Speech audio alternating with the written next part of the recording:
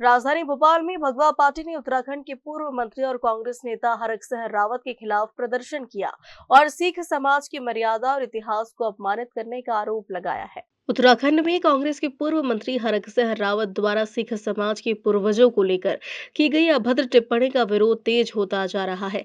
विवादित बयान के बाद सिख समाज में गहरा आक्रोश व्याप्त है।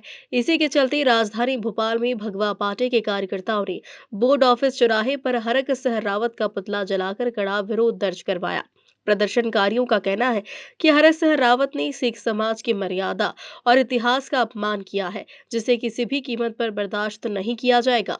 उन्होंने स्पष्ट चेतावनी दी है कि जब तक रावत लिखित में सार्वजनिक माफी नहीं मांगते, उनके खिलाफ आंदोलन जारी रहेगा। आज भगवा पार्टी सनातनी भाइयों ने, सिख भाइयों ने, सबने इकट्ठा होकर जो ये कांग्रेसी दुराचारी और उसे क्या कहें, मुझे तो शब्द नहीं मिल रहे, ऐसे आदमी को ये कांग्रेस में या राजनीति में लाए क्यों लाना चाहिए, जिसने सिखों के वो सनातन परिवार इतिहास को पलटने की कोशिश की है। पहली बात तो ये समय जो 12 था, आप मीडिया साथी सब लोग जानते हो और देश भी जानता है, मुझे दोहराने की आवश्यकता नहीं है।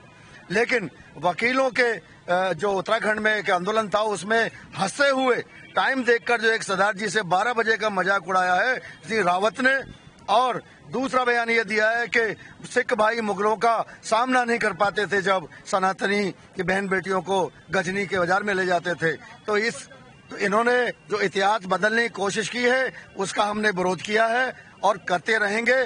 और भविष्य में जब भी कांग्रेस ही नहीं, जो भी राजनीतिक दल सनातनी भाइयों का, सनातनी धर्म का, सिख भाइयों का, सिख पूर्वजों का अपमान करने की बात करेंगे, तो आज तो हमने पुतला जलाया है, लेकिन ये जिस भाषा को 84 में समझाना चाहते थे, हम उस भाषा में भी इनको समझाने को तैयार हैं। आज भगवा पार्टी के द्वारा जो सिख समुदाय के पूर्वजों के ऊपर अभद्र टिप्पणी की गई थी, उस पर पुतला दहन किया गया है।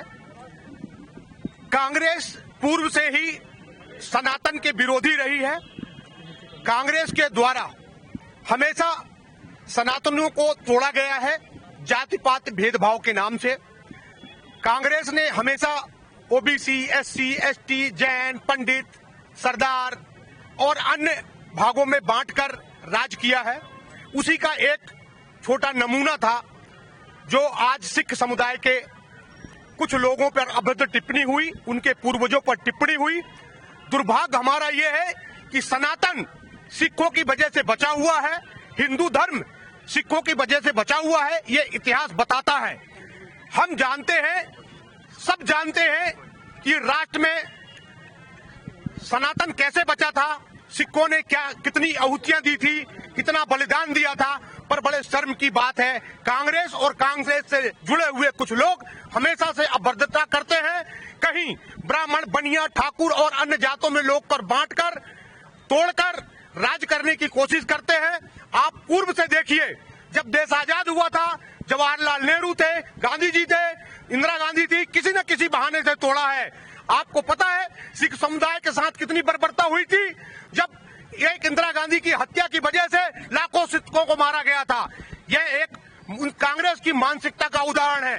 पूर्व में भी आपको पता होगा, गांधी जी को जब एक नाथूराम गोडसे ने गोली चलाई थी, कई लाख पंडितों को बर्बरता से मारा था। आप इतिहास को उठाएं। मेरे भाइयों, आप सबसे निवेदन है कि इतिहास को, सच्ची इतिहास को पढ़ें। इतिहास को बार बार बदला गया है। कांग्रेस जब 75 साल से थी तो 5 बार इतिहास रचने वाले शिक्षा मंत्री इस्लामिक कट्टरपंथी ही थे। उन्होंने इस्लाम के आधार पे पूरे इतिहास को लिख दिया है, बना दिया है।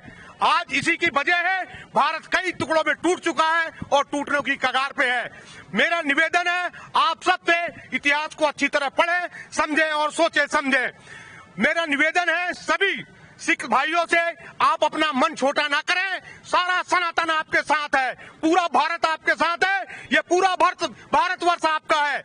मेरा निवेदन है सभी सनातनियों से एक होकर, एकजुट होकर ऐसे विपक्षियों का सामना करें। जय हिंद, जय भारत, भारत माता की जय।